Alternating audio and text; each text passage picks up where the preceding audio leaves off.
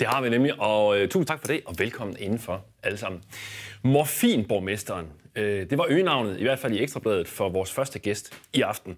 Som bare 28-årig, der blev han Frederiциas første venstreborgmester nogensinde, men 3 år senere, der måtte han trække sig efter historier om pillemisbrug og misbrug af kommunens kreditkort. Velkommen, Thomas Banke. Tak skal du have. Dengang der nægtede du, men i bogen her, Borgmester på stoffer, der erkender du dit stofmisbrug dengang. Du skriver i bogen, og det er derfor, vi har lagt nogle piller frem her, at du, da det gik rigtig hårdt for sig, der tog du 500 mg morfin og 20 hurtigvirkende sovepiller. Hvis vi nu leger, det her det er sovepillerne, ikke? Og det her det er så morfinen. Hvis nu jeg havde været til tandlægen, sådan som du var, og skulle have noget mod smerter, hvor meget skulle jeg så tage? Jeg er ikke læge. Nej, okay. Man kan sige, at jeg har taget en meget praktisk orienteret uddannelse i den slags medicin. Ja. Men, bare lige for at forstå, hvad normalt dosis er. Jeg tror, hvis det var i dag, så er jeg ikke sikker på, at du vil kunne få dem herovre på recept. Der er blevet strammet ret meget op på det med de her benzodiazepiner. Ja. Men dem herovre, og nu, altså, tilgiv mig, hvis jeg får sagt et eller andet. Hvad er vi ude i? Er vi ude i sådan halvdelen? Eller? Altså, jeg vil sige, de to her, en morgen og en aften til at starte på, så er du godt smertedækket, vil jeg tro. Okay. Og så skal du også have rigtig ondt. Altså, du skal have rigtig, rigtig ondt. Og det er jo ret vildt, så at alt det her så har været din dagsdosis på det her tidspunkt. Hvad tænker du, når du siger det? Det var på en dag, hvor jeg kunne få lov til at gøre det, vil jeg gerne sige. Ja. Som jeg også beskriver, så er det jo sådan, jeg har ført to kalendere og 2 forskellige systemer for, hvordan jeg kunne passe mit arbejde som borgmester, samtidig med det her, det stod på. Og sådan nogle dage her kunne fungere, hvis jeg kunne få det til at passe ind på den helt rigtige måde. Hvad tænker du, når du ser det i dag? Ja, men altså, jeg tænker jo, at det er jo sindssygt, simpelthen. Ja, det tror jeg det er det, og det er også det er skødesløs omgang med medicin, og det er fuldstændig uansvarligt at udsætte sig selv for.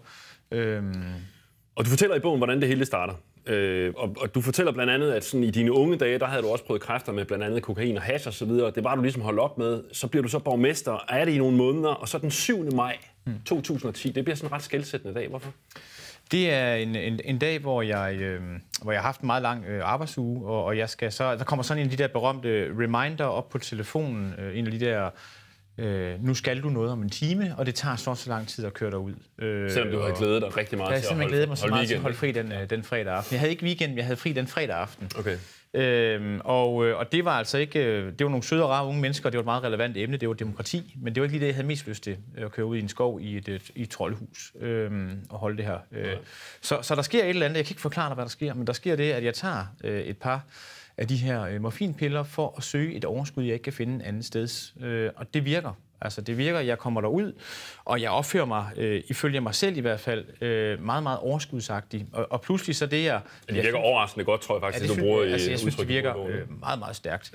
Ja. Og jeg synes, at jeg synes simpelthen, det lyder meget, hvad kan man sige, det lyder sådan helt bizarrt, især med det her eksperiment en mente, men altså, jeg synes simpelthen, at jeg bliver bedre menneske. Altså et mere omgængeligt menneske, et menneske med overskud. Faktisk.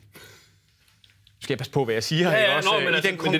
I den konkrete situation matcher jeg meget godt det, jeg skal. Ja. Hvornår begynder det så at eskalere? Fordi en ting er, det kan man så gøre en gang imellem, og det skal man selvfølgelig holde op med, men hvis man så kunne styre det, og det kunne du ikke. Jamen, altså, der er perioder herfra, hvor jeg sådan set kan styre det, og så er der perioder, hvor jeg ikke kan styre det. Og det er sådan svært at finde en rød tråd i, hvornår er det.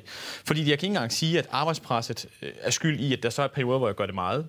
Det er måske ligefrem omvendt. Altså, når jeg har for mange forpligtelser, hvor jeg skal tænke over, hvordan jeg gør det her, så er jeg ligesom nødt til at lade være. Fordi du bliver nødt til at skjule det, selvfølgelig. Undskyld? Ja, fordi du bliver nødt til at skjule det. Ja, fordi at det nytter ikke noget, jeg går og er så påvirket. Men det, man kan sige, det er, at der er vagt et misbrugsgen i forhold til morfin. Men var det, altså det der misbrug, udvikler det sig fordi, at du bruger det til ligesom at klare nogle ting, eller bruger du det fordi, altså som enhver anden narkoman, tænker jeg, fordi det bare føles pis godt? Jamen, det er vel en blanding. Altså. Okay. Det er vel en blanding af de to ting. Altså, jeg synes, jeg får et overskud af det et langt stykke hen ad vejen. Et langt stykke hen ad vejen i mit borgmesterforløb, synes jeg også, at jeg lykkedes med de politiske forskellige projekter. Jeg synes, der sker meget godt, og jeg kan også med glæde konstatere, at der er nogen, der i dag er ude og sige, at det gik jo udmærket på den politiske front. Og ikke så længe, som det skulle have gjort. Nej, det kan man sige, og det er jeg selvfølgelig også ked af. Ja. Men altså, jeg synes, jeg får et overskud. Jeg synes, jeg bliver mere omgængelig med de mange mennesker, der omgiver mig. Og jeg synes, at den der... Jeg har sådan meget... Jeg har en ansvarsfølelse om, at jeg skal være meget åben for møder med alle slags mennesker, uanset hvor de kommer fra. Og for at få den kælderen til at gå op, så har jeg brug for et overskud en gang imellem. Og det er i det lys, man skal se, hvordan det udvikler sig. Og på et tidspunkt så udvikler sig sin funktionspromille, og så er det ikke bliver sjovt mere, for så skal man have noget for ikke at få det på en helt modsat måde. Og det er der, det altså at kræve både matematik og meget andet. Og der begynder så at dukke nogle historier op om dig i pressen. Der har været nogle rygter et stykke tid, det begynder at dukke op i pressen, både omkring det her misbrug, men også omkring et misbrug af kommunens kreditkort, som du har brugt, viser det sig senere, ikke til din egen vindings skyld, bare skødesløst. Kan man sige, ikke? Uansvarligt. Susket. Ja. Og i januar 2013, der er du så på besøg, faktisk her hos os i Aftenshowet, og jeg vil godt vise dig et klip med. På det her tidspunkt, der er der en stor del af byrådet, flere af dine partikolleger i Fredericia Kommune, der vender dig ryggen. Og så kommer du herind for ligesom at forklare, hvorfor du ligesom skal have lov til at have en chance mere.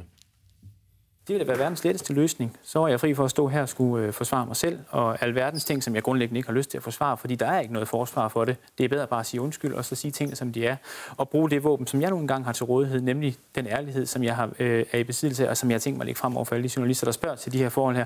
Det har været det letteste at gøre, men jeg har ikke gjort det stof. Jeg vil gerne selv bibringe orden i forholdene. Var du på piller der? Ja, og jeg kan godt selv se det. Nu sidder jeg jo ikke derhjemme og ser med lige her, så nu skal jeg jo passe rigtigt på, hvad jeg får sagt. Det kunne være, der sad nogen og tænkte, at han ligner sig selv. Ja. Men det er jeg, og jeg er presset på det tidspunkt. Jeg tror, det jeg står konkret og snakker om, det er bilagene. Hvorfor indrømmer du ikke bare? Ikke? Jeg tror, jeg konkret forholder mig til bilagene og den der bilagssag, der er. Og der er der svigter mit politiske boldøje mig i øvrigt i den sag, fordi jeg ved, jeg ikke har taget nogen penge af kassen. Jeg ved godt, jeg har været uansvarlig, og jeg ved også godt, at jeg har for lidt styr på sagerne, og det sømmer sig ikke for en mand i den position, jeg sidder i på det tidspunkt. Men jeg tillader det at lade det stikke helt af. Hvad tænker du, når du ser det i dag? Jeg tænker, at den mand der, han står overfor på det tidspunkt 2 år i rent helvede, som er tæt på at koste ham livet flere gange. Og hvor ville det være rart, hvis man allerede dengang vidste, hvad jeg vidste i dag, for så kunne jeg have givet mig selv det behandlingsforløb, som jeg så fik et par år efter det der. Ja, for det kom jo så vidt, at din egen partiformand, Lars Løkke Rasmussen, han den 10. januar, altså dagen efter det her, jo vender dig ryggen. På det her tidspunkt, der sidder du i et tog. Du er faktisk på vej til København.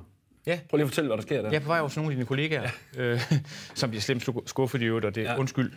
Dem har jeg ikke engang sagt undskyld til i bogen. Men de forventer, at jeg kommer over i P1, så vidt jeg husker. Det er i hvert fald P1 eller andet, jeg skal over i, et radioprogram. Og da det står klart, jeg får et opkald fra min daværende kæreste, som sætter telefonen hen til fjernsynet og siger, hører du med? Kan du høre, hvad der sker? Og jeg kan høre de her udtalelser, og så kan jeg godt se, at det er dødsstødet. Nu er festen slut. Så jeg er villig til at trække mig, og nu vil jeg simpelthen gerne stoppe det her, der foregår.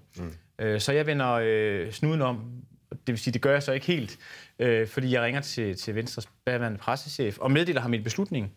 Jeg kan ikke se hans ansigt, men jeg tror, han er meget lettet på det tidspunkt. Det må jeg være ærlig. Det skriver du i hvert fald i bogen, at han lyder ret lidt. Ja, og han hjælper mig også, og han siger, at jeg skal tænke over, at der er nogle journalister, der er meget, meget opmærksomme på, at man ikke kan få fat i mig lige pludselig. Og derfor må jeg forvente, at dem, der står klar af, hvad han har kendskab til på Odense Banegård, de vil altså stå klar til at gå ombord med kamera. Det hele. På vej tilbage. Ja. Og så vil de stige ombord på toget og konfrontere mig direkte. Og derfor så vælger jeg simpelthen at stige af på en station på Sjælland, og så tage et andet tog, så ikke jeg oplever den der situation. Ja. Men så jeg kan komme hjem og forholde det pressemøde, jeg senere henholder.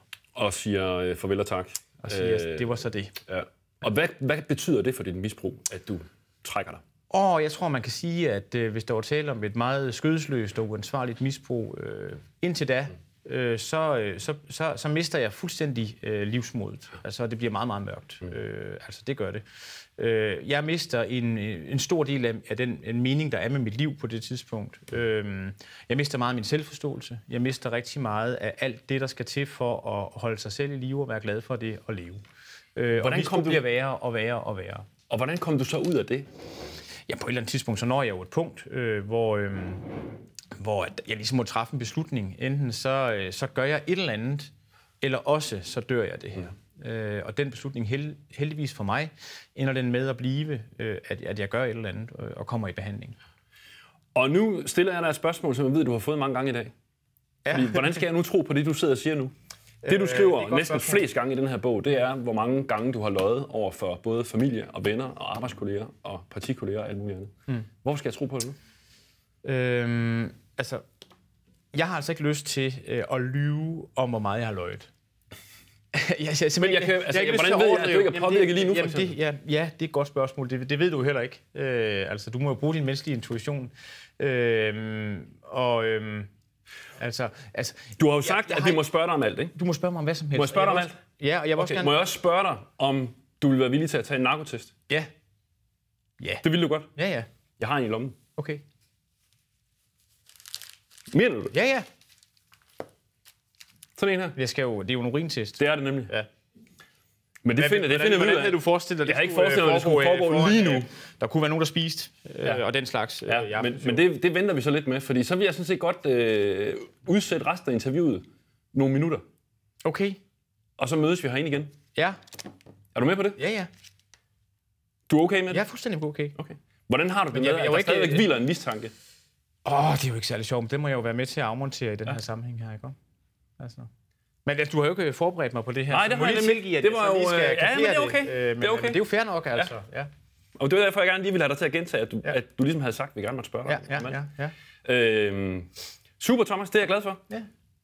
Jeg tænker, der går et kvarters tid, 20 minutter eller sådan noget, inden vi ses. Jeg ved godt, hvordan det foregår. Jeg tror godt, jeg kan tilvejebringe en eller anden form for...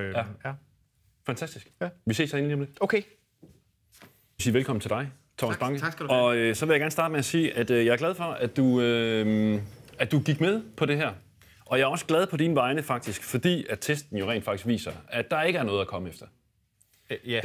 Den har testet for kokain, den har testet for amfetamin, den har testet for... MDMA, tror jeg. Ja, MDMA, og THC, det er hash.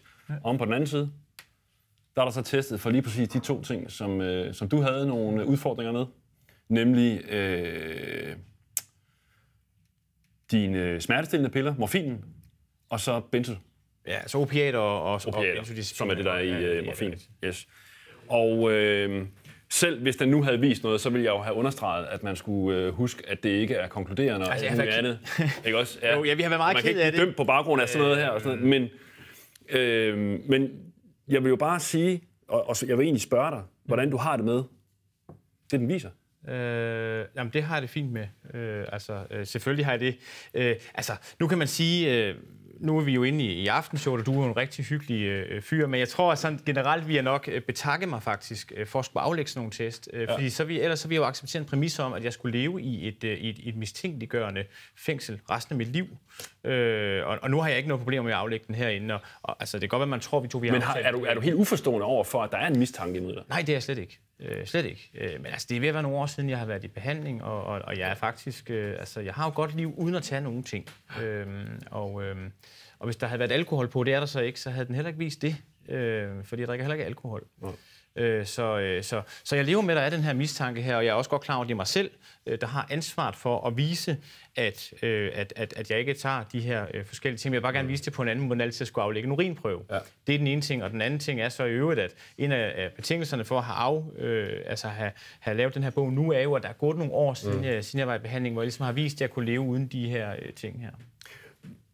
Men den her mistanke, som jo altså hviler på dig, på en eller anden måde, hvad tror du, der skal til, for at den forsvinder? Jamen, jeg ved ikke, om den der er jo for nogen vil den jo aldrig, måske aldrig nogensinde helt forsvinde. Altså, jeg kender nogen, der har været i behandling for 25 år siden, og hvor der stadigvæk er en eller anden form for meget, meget lille mistanke fra visse i deres omgivelser. Og det tror jeg er meget naturligt, når man har levet med en, som har haft et voldsomt misbrug, fordi den der adfærd, den er så sønderlemmende for omgivelserne, at jeg kan godt forstå, hvis de rent faktisk er bange for, at det sker igen. Og man hører jo altså også om, at nogen kan tage et tilbagefald ved bare at tage en enkelt pille, eller en enkelt øl, en enkelt genstand, så er man tilbage og på igen. Så jeg kan godt forstå den frygt, der er. Og i mit tilfælde, der tror jeg bare, det handler om, at jeg skal fortsætte med det, som jeg gør. Og jeg skal holde fast i de ting, jeg lærte, da jeg var i behandling dengang i 2015. Politik, for dig i fremtiden? Ja. Jeg har... Nej. Det kunne være smart, hvis man havde en test for det. Nå, men spørger jeg bare. Du har afskrevet... Jamen, altså, jeg har ikke nogen... for det første er jeg ikke medlem af noget politisk parti. Nej. Det er punkt 1. For det andet, så har jeg ikke nogen planer om politik. Det er punkt 2. Punkt 3, så må jeg også bare være ærlig og sige, indholdet den bog taget i betragtning, og hvad der nogle gange er sket. Det kan godt være, og jeg synes, jeg jo selv, jeg kan stå på mål for de mange politiske ting, jeg fik gennemført. Jeg kan konstatere, at mange af dem kører i dag i Fredericia Kommune med en vis glædelig succes for mig at se. Men jeg har altså været igennem nogle forløb, hvor jeg må acceptere, at min troværdighed, den er ikke til at tale om den slags. Så i øvrigt er jeg glad for det, jeg laver. Jeg er rigtig, rigtig glad for, hvor jeg er lige nu, og jeg ser ingen grund til at ændre det. Men jeg har ikke lyst til i dag at love dig, at der på min gravsten må stå mange år frem i tiden, at det aldrig blev sådan. Og det, han sagde i 2017, det galt også i 2050. Eller hvornår det nu måske. Ikke? Altså, det har jeg ikke så meget lyst til. Thomas, uanset hvad du vælger at gøre, så ønsker jeg dig alt det bedste. Og tak fordi, at du kom på besøg. Jamen. Og at du synes, det var okay, at vi sådan i bogstaveligt til forstand tog dig med bukserne ned, kan man sige. Og så har du i hvert fald gjort dit, kan man sige, til på en eller anden måde og mane de rygter i jorden om, hvis nogen skulle tro, at der stadig... Man kunne næsten lave sådan en årlig tilbagevendende begivenhed, hvor jeg så skal aflægge en sådan... Det tror jeg ikke. Men altså, det var jo fint nok, og faktisk så vil jeg sige, at vi havde jo ikke aftalt det her. Nej. Simpelthen. Det kunne godt virke som en gimmick, vi havde aftalt. Ja, men det var det var derfor, jeg blev sådan lidt okay. Ja. Det må jeg alligevel nok sige. Tak for besøget. Ja, selv tak. Det er 4. maj.